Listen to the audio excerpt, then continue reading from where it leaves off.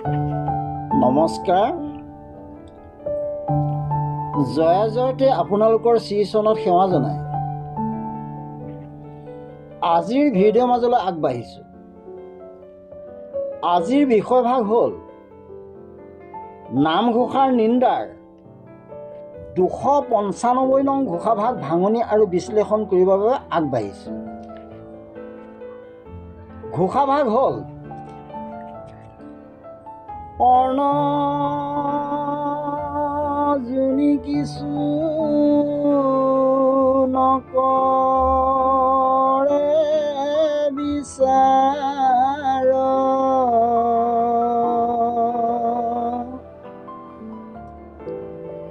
জাতি কুল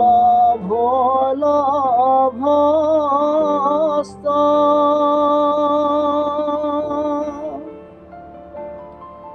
বৈষ্ণৱৰ বেশ ধৰিয়া পুৰ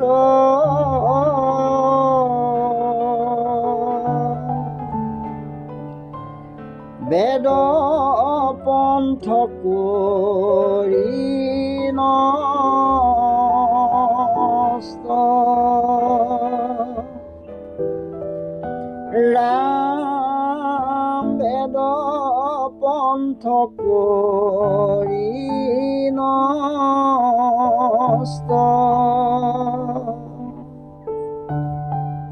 অৰ্ণজনী কিছু নকৰে বিচাৰ জাতি কুল ভৈল ভস্ত বৈষ্ণৱৰ বেশ ধৰিয়া ফুৰয় বেদপন্থ কৰি নষ্ট।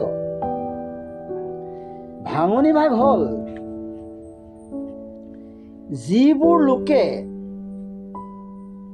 অৰ্ণজনীৰ কোনো বিচাৰ নকৰি সংসাৰত দিন কটায় তেওঁলোকৰ জাতিকুল ভ্ৰষ্ট হয়।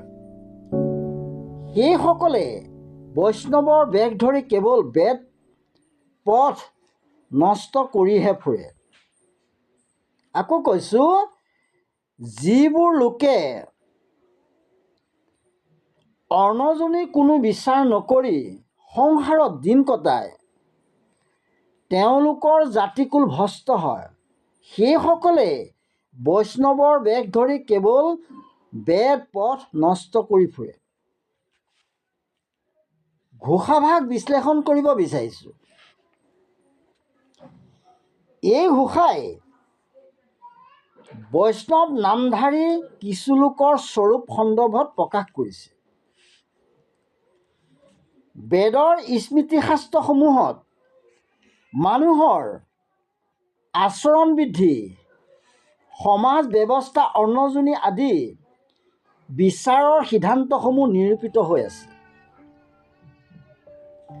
বেদৰ নিৰ্দেশত এই স্মৃতিমাৰ্গ সমূহেই মানৱ সমাজখনক সুশৃংখলিতভাৱে ৰক্ষা কৰি আছে।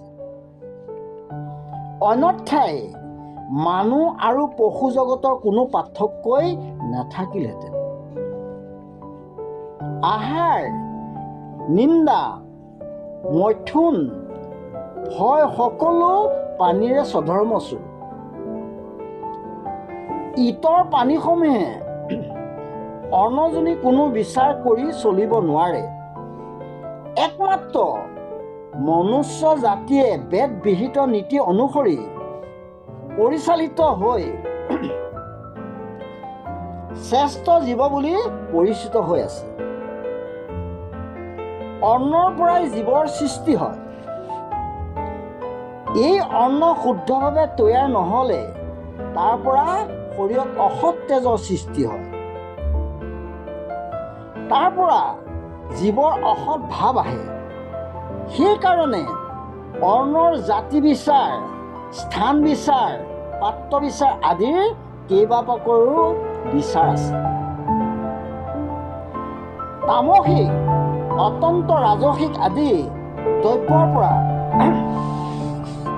মানুহৰ তামসিক আৰু ৰাজসিক ভাৱৰ উদয় হয়।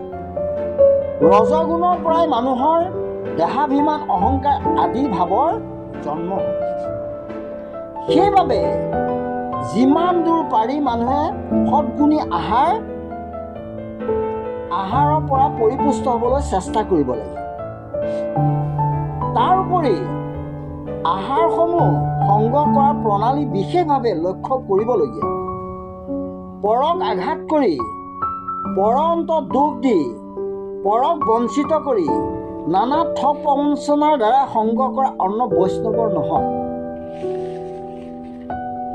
আনকি ভেটি খোৱা ধনৰ দ্বাৰা প্ৰস্তুত কৰা অন্নও বৈষ্ণৱৰ নহয়। ৰজাৰ কৰ্মচাৰী এজনে ভেটি খোৱা ধনেৰে সংগ্ৰহ কৰা দ্ৰব্যৰ অন্ন গ্ৰহণ কৰা নকৰা দৃষ্টান্ত চৰিত্ৰত পোৱা যায়। অন্ন প্ৰস্তুত কৰোঁতা লোকজন কৃষ্ণৰ শৰণীয়া হ'ব লাগিব। ভাগৱতৰ পদত কৈছে, হে ৰাম কৃষ্ণ মন্ত্ৰহীন জন মতি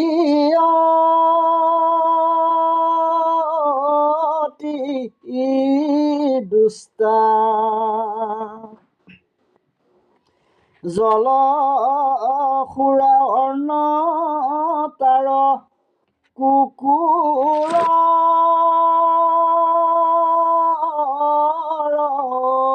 বিস্তাৰ।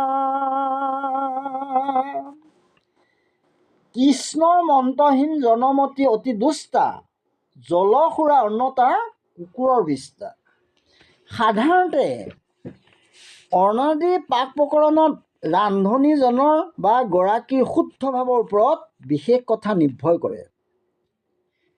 নানান কুকথা, গ্ৰাম্য কথা, খং ৰাগ উত্তেজনা, সুখ দুখৰ বেজাৰ আদিৰ ভাৱযুক্ত হৈ আৰু ৰোগ ব্যাধিত পীড়িত অৱস্থাৰ ৰান্ধনীয়ে পাক কৰা অন্ন অশুদ্ধ।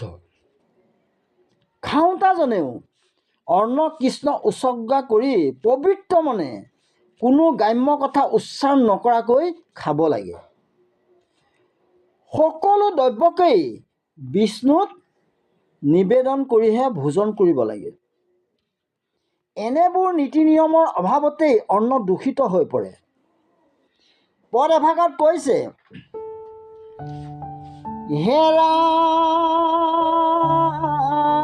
গৃহস্থী ধৰ্মৰ সম আন ধৰ্ম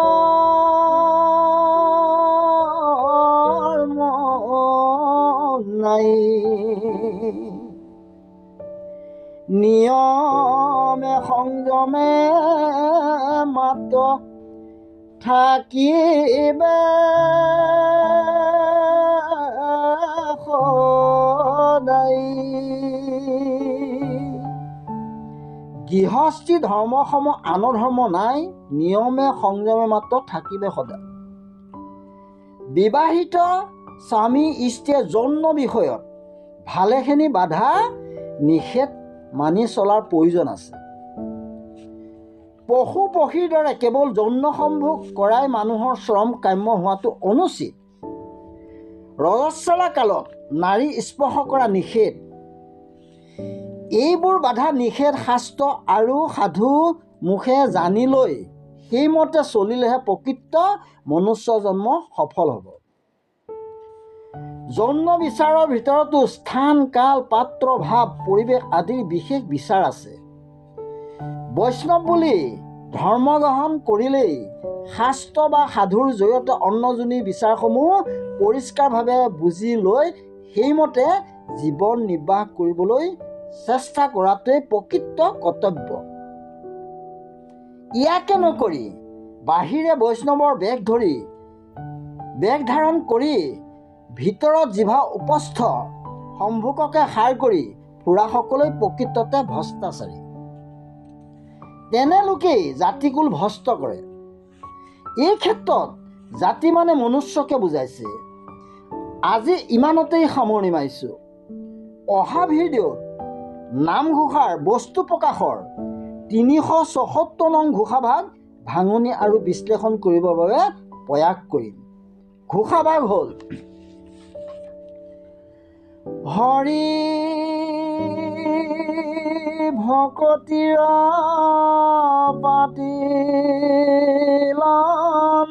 হাত